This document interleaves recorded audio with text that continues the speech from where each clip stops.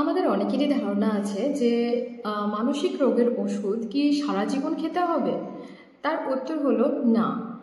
মানসিক রোগের লক্ষণগুলো কিন্তু খুব স্বল্প সময়ের জন্য হয় এবং অনেক সময় অল্প অল্প করে হঠাৎ করে যেটি বড় আকার ধারণ করে আমরা কিন্তু তখনই সেটাকে নোটিস করি।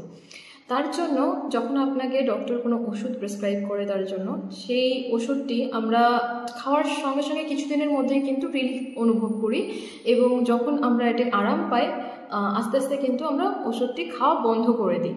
এটি আমাদের সবথেকে বড় ভুল।